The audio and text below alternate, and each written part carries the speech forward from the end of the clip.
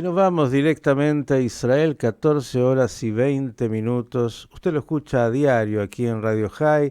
Es uno de los responsables de la emisión en español de CAN para traernos la información de Israel. Hoy, día viernes, víspera de Shabbat, hacen una síntesis de la semana y él tiene la gentileza de estar con nosotros.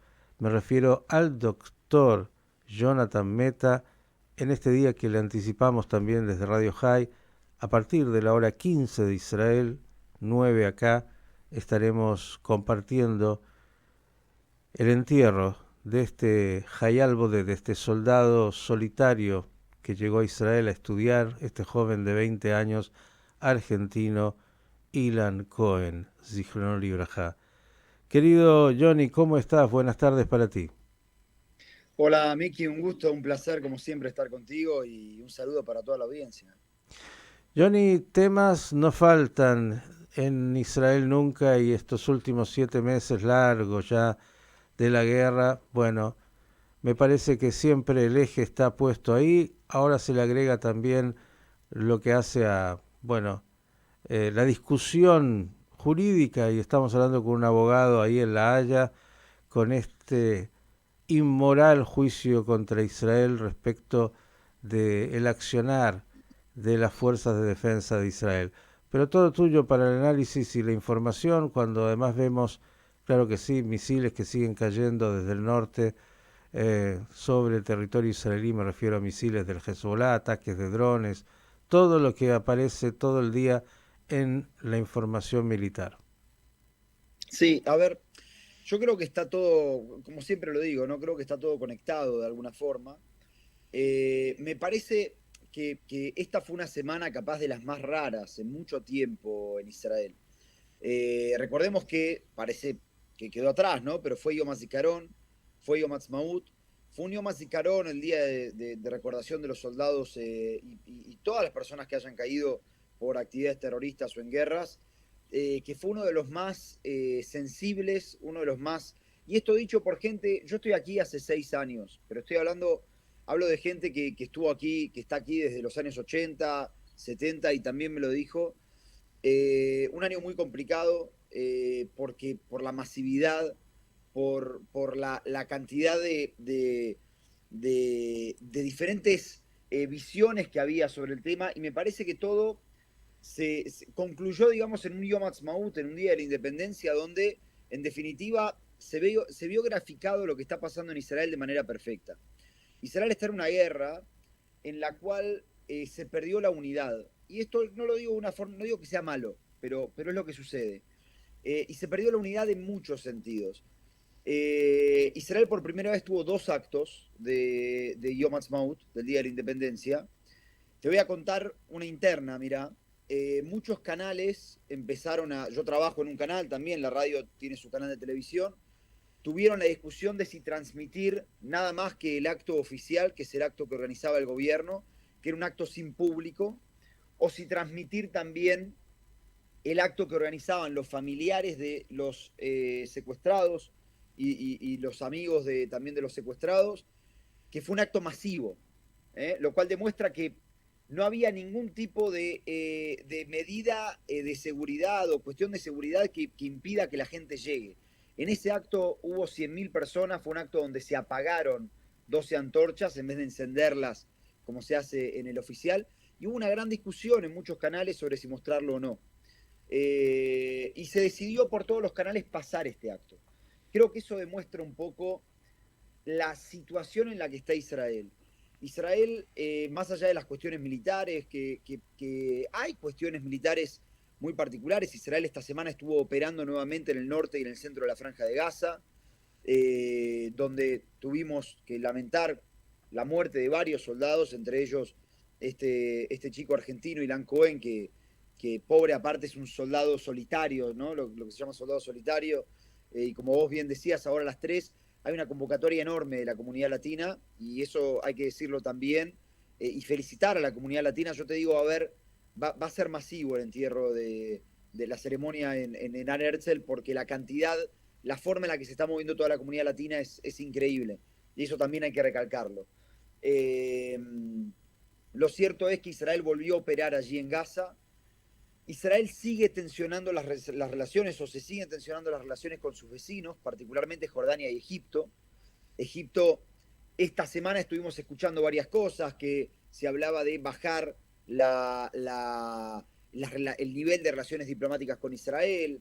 Lo cierto es que Egipto está atrás de dos cosas. Una es el cruce de Rafah, que no quiere que Israel se meta ahí de manera masiva. Y por eso se suma a la demanda de Sudáfrica, que si me permitís en 2 minutos más, me voy a poner el gorro de abogado y quiero comentar algo sobre eso. Pero lo cierto es que Egipto tiene otro problema también, que es que la guerra, vos sabés muy bien, Miki, golpea a nivel militar y a nivel económico en cualquier país. Y a Egipto esta guerra lo está golpeando muy particularmente por la amenaza de los hutíes en el canal de Suez. Y producto de esto, estuvo juntado Egipto con Irán. Esto fue en una reunión que hubo en el día de ayer, bueno, concluyó en el día de ayer, una reunión de la Liga Árabe que se hizo en Bahrein, y sabemos que hubo muchas reuniones en privado entre funcionarios egipcios e iraníes. Y esto es un problema para Israel, porque Irán se está intentando acercar a Arabia Saudita, Irán se está intentando acercar a Egipto e Irán se está intentando acercar a Jordania. Jordania y Egipto son dos países con los que Israel tiene paz. Arabia Saudita es un país con el que hasta el 7 de octubre podíamos tener una normalización de relaciones que nos llevaría a una situación completamente distinta, a patear el tablero de la región. Entonces, Israel está en un momento donde tiene que tomar decisiones teniendo en cuenta que se puede estar rearmando el tablero. No es solamente Gaza o solamente el norte, sino que hay una intención geopolítica de Irán que hay que o contenerla de manera política, haciendo diferentes tratados o cuidando los tratados que ya tenemos, o aceptarla, la situación esta que quiere plantear Irán, y entonces entender que vamos a ir hacia un conflicto armado capaz mucho más grande y mucho más largo, ¿no? Y en ese sentido es que me parece que se entiende un poco más lo que está pasando en La Haya. Voy a decirlo muy rápido, pero me parece que hay que aclararlo. Sudáfrica había hecho una presentación diciendo que Israel había violado artículos del Tratado de Prevención del Genocidio. Esto es causar un genocidio o permitir que se cause. Esto es muy importante la distinción, porque también permitir que se haga es parte de esto, y este es el centro de lo que dice Sudáfrica, no tanto el genocidio en sí. Y lo cierto es que Israel había llegado a esta audiencia la primera vez de una manera completamente distinta a la que llega hoy. Y yo te voy a decir así, por eso te decía, me quiero poner por un minuto el gorro de abogado. La cuestión fáctica en Gaza no cambió mucho desde la última vez. La última vez la Corte definió que había que liberar medidas muy simples, digamos, pero no ordenar un cese al fuego a Israel. Y a nivel fáctico las cosas no cambiaron. ¿Hubo un avance en Rafah? Sí, pero el avance fue muy limitado. Los camiones de ayuda siguen entrando con las críticas que se pueden tener por lo poco, pero al mismo nivel que antes. Por lo tanto, sería muy difícil entender que esta corte decida ahora sí frenar la guerra. Pero, y ahí es donde nos tenemos que entender, hay varias señales que indican lo contrario, Miki, y a esto hay que prestarle atención.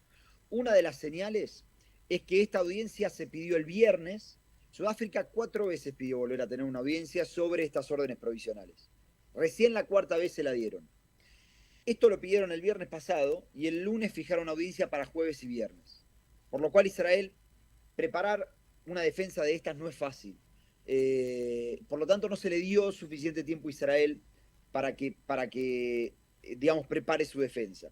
Otra de las señales que hay que tener en cuenta es que el juez eslovaco, que era uno de los que estaba, había dos jueces que estaban haciendo mucha fuerza por nosotros y que son personas reconocidas a nivel internacional. Una es el juez eslovaco y la otra es el juez Aarón Barak, un juez israelí. El juez eslovaco está ausente de la audiencia del día de hoy. Por lo tanto, no sabemos qué es lo que puede pasar con su voto. Y después, la presidente del tribunal, digamos, en ese momento, era una jueza americana. Y en este caso la presidente es una jueza libanesa. La diferencia es muy importante porque en el caso de empate, quien define es el presidente del tribunal. Entonces, hay muchas señales que le hacen entender o le deberían hacer entender a Israel que podría haber digamos, un movimiento extraordinario dentro del tribunal. Y a eso hay que prestarle atención. Y en este caso me parece que por eso Israel en la última semana hizo mucho más énfasis en dejar pasar muchos más camiones de ayuda humanitaria, pero lo que y también, y a eso voy, y también hizo mucho énfasis en coordinar con Estados Unidos una posible actividad en Rafa. De hecho, se habló de una llamada entre Netanyahu y Biden en la cual se dijo no vamos a hacer nada hasta que no coordinemos con los americanos, algo que el 6 de mayo parecía que era imposible. Entonces me parece que vemos que Israel está viendo aquel proceso como algo que puede pasar, como una alerta roja que se le enciende y está empezando a actuar en consecuencia. Si es que eso significa que vamos a ver el término de la guerra o no, no lo sé. Biden sueña con un alto al fuego, no sé si va a suceder. Una pregunta, doctor Meta. Mencionó usted a Egipto, eh, obviamente clave en relación a la frontera que hace a Gaza con Egipto, Rafah, la intervención de Israel, todo lo que nosotros sabemos. Ahora, este Egipto que se acerca a Irán y que dijiste se suma a la demanda contra Israel Haya, uno se pregunta, y creo que también Israel lo ha dicho, el presidente Erdogan dijo hace poco 1000 heridos del Hamas están siendo atendidos en Turquía. Uno se pregunta por dónde ingresó e ingresa todo lo que es, bueno, el arsenal y más que ha construido el Hamas. E Israel en las últimas horas ha revelado lo que era casi una obviedad, que hay por lo menos 50 túneles que conectan justamente el Rafah con Egipto. Digo, es un elemento en lo que hace por lo menos a los hechos. Después vendrá como desde el punto de vista jurídico todos quieren jugar, ¿no? Sí, Egipto es un caso muy interesante, Miki, porque en Egipto la gente, a ver, como yo decía antes, la guerra tiene una perspectiva económica. Uh-huh. Y esta guerra, más allá de que Irán se acerque, lo que tiene Israel de ventaja sobre Irán es que a Egipto hoy lo está complicando mucho la actividad de los hutíes, que es una actividad iraní. Uh-huh. Ahora, en Egipto se da una situación muy interesante, donde el pueblo egipcio, por cuestiones económicas, quiere que Israel sea un aliado. No estoy hablando de que seamos todos amigos y estemos tomando mate juntos en la plaza, pero quiere que sea un aliado. De hecho, cuando Amazon, la compañía americana, abrió en Israel, los call centers estaban en Egipto. Uh-huh. Gente se puso a aprender hebreo para trabajar para Amazon, ¿no? Esto lo digo como un ejemplo nada más para que veamos. La gente quiere una alianza con Israel a nivel económico. El gobierno quiere una alianza con Israel a nivel económico también, por cuestiones económicas más que nada, también por Estados Unidos. Pero las fuerzas de Yo seguridad diría en Egipto, principalmente por Estados Unidos. Si uno piensa incluso en cómo se alcanzó esa paz, fue, además de todo, un beneficio económico directo para Egipto a partir de la alianza con Estados Unidos. Israel es, bueno, un detalle. exactamente, y capaz por eso también, Miki, las fuerzas de seguridad egipcias son muy anti-Israel. Uh-huh. Y ahí es donde se da esto que vos estás marcando, que es que tenemos túneles, que tenemos tráfico de armas. Hace poco tuvimos un evento en donde murieron, donde justamente funcionarios egipcios, funcionarios de seguridad, digo, ¿no? Fuerzas de seguridad egipcias atacaron a israelíes. Ese es el problema que tiene Egipto y donde se da el caso muy interesante. Diferente a Jordania, donde el pueblo es muy anti-Israel, pero tanto el gobierno como las fuerzas de seguridad son muy pro-israelíes. Entonces, es muy interesante el caso egipcio y es lo que demuestra que Israel ahí, si quiere actuar, digamos, diplomáticamente, precisa de una zanahoria más, no solamente lo que sucede con los hutíes, y como vos bien decís, es Estados Unidos en ese caso la zanahoria que le puede dar. Digamos simplemente en el mundo en general, pero en esa región en particular, las lealtades hay que revisarlas con mucho cuidado, incluso teniendo tratados de paz, sabiendo que hay que estar atento, como decías, a los juegos y a los intereses, e incluso a los dobles discursos, algo que Israel conoce muy bien. Algo más, querido Johnny, hoy para cerrar esta semana, se viene Shabbat, se viene el desafío de la semana entrante y la guerra que no para. Sí, se viene Shabbat. Es muy interesante porque si uno mira y siente el clima, estamos en verano, sería una de esas semanas donde uno diría, bueno, vamos a la playa, vamos a disfrutar. Lo cierto es que, como te marco antes, ¿no? También Yom Ha'atzmaut es un día en el cual la gente sale y las calles están llenas y hay música y hay comida, los olores típicos de Medio Oriente y esas cosas no sucedieron. Israel está en un momento muy complicado. Se viene una semana donde va a haber que tomar decisiones y para no sacarte mucho tiempo lo voy a decir muy corto. El lunes el gobierno tiene que tomar una decisión respecto de la ley de enrolamiento, una ley que es extremadamente importante y yo no descartaría que el lunes terminemos viendo el quiebre de una coalición y un llamado a elecciones, tan pronto como este lunes. Upa, esto es periodismo de anticipación que nos trae Jonathan Meta con un tema claro que está ahí siempre y latente. Y una pregunta para cerrar. Anoche se reunía, creo que casi por primera vez, una cosa loquísima, el Consejo de Seguridad ampliado de todos los que tenían que ver con el tema de la guerra. ¿Sabes qué pasó ahí en esa reunión? Bueno, el Consejo de Seguridad se reunió para hablar de los secuestrados, una cosa que, como vos decís, es insólito que sea la primera vez que hablan de este tema. Salió una declaración, no se demanda nada.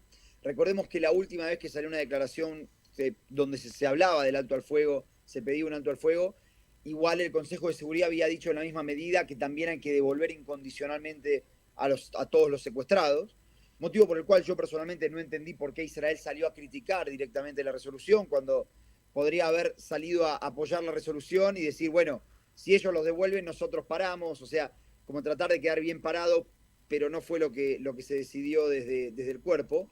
Lo cierto es, Miki, que al Consejo de Seguridad hay que prestarle mucha atención. Esta no sería la primera guerra que termine por lo que se llama una resolución de capítulo 7 de la Carta de Naciones Unidas, que sería una resolución del Consejo de Seguridad demandando un alto al fuego. Ustedes saben que el Consejo puede hacer una resolución, como la hizo antes por alto al fuego, pidiendo un alto al fuego a las partes y pidiendo la devolución de los secuestrados, lo mismo como la declaración que salió ayer, pero si lo hace por capítulo 7, entonces es una resolución que es obligatoria para las partes. Y ahí Israel no quiere estar en una situación en la cual está en violación de una resolución obligatoria del Consejo, porque las cosas se podrían poner peor. Israel no es Rusia. ¿eh? Por lo tanto, hay que ver qué es lo que puede pasar. Hay muchas personas, muchos analistas que consideran que esta guerra muy probablemente termine producto de una resolución de capítulo 7 del Consejo. Hay que ver primero qué pasa en la Corte Internacional de Justicia. El doctor Jonathan Meta, abogado, especialista obviamente en temas jurídicos, que nos puede dar este marco para comprender, bueno, lo jurídico que está tan vinculado a lo político y a la acción en terreno y las consecuencias. Nos quedamos con este adelanto. Lunes, día particularmente álgido en Israel, la política interna por la ley de enrolamiento, habla de este famoso tema que todos ya han escuchado, los ultraortodoxos que no quieren servir en el ejército de defensa de Israel, tema, si los hay, nunca faltan en Israel. Querido Johnny, agradecerte por la tarea diaria de informarnos, de mantenernos tan claros respecto a los hechos y esta crónica de hoy en las vísperas de Shabbat. Un abrazo y mejores noticias pronto.